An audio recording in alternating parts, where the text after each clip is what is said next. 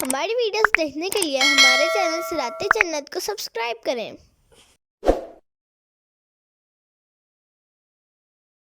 وَلَئِن سَأَلْتَهُم مَّنْ خَلَقَ السَّمَاوَاتِ وَالْأَرْضَ لَيَقُولُنَّ اللَّهُ۔ ترجمہ کنز العرفان، اور اگر تم ان سے پوچھو آسمان اور زمین کس نے بنائے تو ضرور کہیں گے اللہ نے۔ قُلْ أَفَرَأَيْتُم مَّا تَدْعُونَ مِن دُونِ اللَّهِ إِنْ أَرَادَنِيَ اللَّهُ بِضُرٍّ هل هن كاشفات ضره أو أرادني برحمة هل هن ممسكات رحمته۔ تم فرماؤ بھلا بتاؤ کہ جنہیں تم اللہ کے سوا پوجتے ہو، اگر اللہ مجھے کوئی تکلیف پہنچانا چاہے تو کیا وہ اس کی بھیجی ہوئی تکلیف کو ٹال دیں گے؟ یا اگر اللہ مجھ پر مہربانی فرمانا چاہے تو کیا وہ اس کی مہربانی کو روک سکتے ہیں؟ قل حسبی اللہ، تم فرماؤ مجھے اللہ کافی ہے۔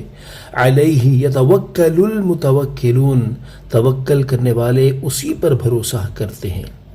تفسیر صراط الجنان، یعنی اے حبیب صلی اللہ تعالی علیہ وآلہ وسلم، جو مشرکین آپ کو اپنے باطل معبودوں سے ڈرانا چاہ رہے ہیں، آپ اگر ان سے پوچھیں کہ آسمان اور زمین کس نے بنائے تو وہ ضرور کہیں گے اللہ تعالیٰ نے بنائے ہیں۔ یعنی یہ مشرکین قادر اور علم و حکمت والے خدا کی ہستی اور اس کی کامل قدرت کا اقرار کرتے ہیں، اور ویسے بھی یہ بات تمام مخلوق کے نزدیک تسلیم شدہ ہے اور مخلوق کی فطرت اس کی گواہ ہے، اور جو شخص آسمان و زمین کے عجائبات اور ان میں پائی جانے والی طرح طرح کی موجودات میں نظر کرے تو اسے یقینی طور پر معلوم ہو جاتا ہے کہ یہ موجودات ایک قادر اور حکیم کی بنائی ہوئی ہیں۔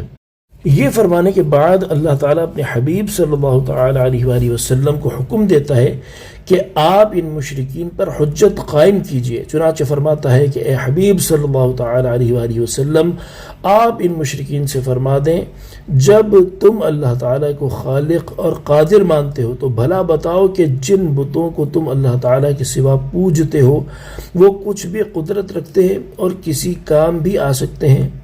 اگر اللہ تعالیٰ مجھے کسی طرح کے مرض کی یا قحط کی یا ناداری کی یا کوئی اور تکلیف پہنچانا چاہے تو کیا وہ بت اس کی بھیجی ہوئی تکلیف کو ٹال دیں گے؟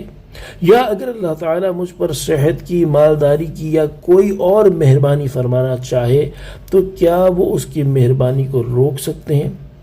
جب نبی کریم صلی اللہ تعالیٰ علیہ وآلہ وسلم نے مشرکین سے یہ سوال فرمایا تو وہ لاجواب ہوئے اور خاموش رہ گئے۔ اب حجت تمام ہو گئی اور ان کے خاموش اقرار سے ثابت ہو گیا کہ بت محض بے قدرت ہیں، نہ کوئی نفع پہنچا سکتے ہیں نہ نقصان۔ ان کی عبادت کرنا انتہائی جہالت ہے۔ اس لیے اللہ تعالیٰ نے اپنے حبیب صلی اللہ تعالیٰ علیہ وآلہ وسلم سے ارشاد فرمایا کہ آپ ان سے فرما دیں مجھے اللہ تعالیٰ کافی ہے، اور چونکہ توکل کرنے والے اسی پر توکل کرتے ہیں اسی لیے میرا بھی اسی پر بھروسہ ہے، اور جس کا اللہ تعالیٰ پر بھروسہ ہو وہ کسی سے بھی نہیں ڈرتا۔ توکل کا عام فہم معنی یہ ہے کہ ظاہری اسباب اختیار کرنے کے بعد نتیجہ اللہ تعالیٰ پر چھوڑ دیا جائے، اور یاد رہے کہ قرآن پاک اور احادیث مبارکہ میں 20 مقامات پر اللہ تعالیٰ پر توکل کرنے کی تعلیم دی گئی ہے۔ ان میں سے ایک مقام پر اللہ تعالیٰ ارشاد فرماتا ہے، ترجمہ، اور جو اللہ پر بھروسہ کرے تو وہ اسے کافی ہے۔ اور حضرت عبداللہ بن عباس رضی اللہ تعالیٰ عنہما سے روایت ہے، نبی کریم صلی اللہ علیہ وسلم نے ارشاد فرمایا، جسے یہ بات پسند ہو کہ وہ لوگوں میں سب سے زیادہ معظم بن جائے تو اسے چاہیے کہ اللہ تعالیٰ سے ڈرا کرے، اور جسے یہ بات خوش کرتی ہو کہ وہ سب لوگوں سے زیادہ طاقتور بن جائے تو اسے چاہیے کہ اللہ تعالیٰ پر توکل کیا کرے، اور جسے یہ بات اچھی لگے کہ وہ سب لوگوں سے زیادہ غنی ہو جائے تو اسے چاہیے کہ جو مال و دولت اس کے ہاتھ میں ہے اس سے زیادہ وہ اس پر یقین رکھے جو اللہ تعالیٰ کے ہاتھ میں ہے۔ اللہ تعالیٰ ہمیں توکل اور یقین کی دولت عطا فرمائے۔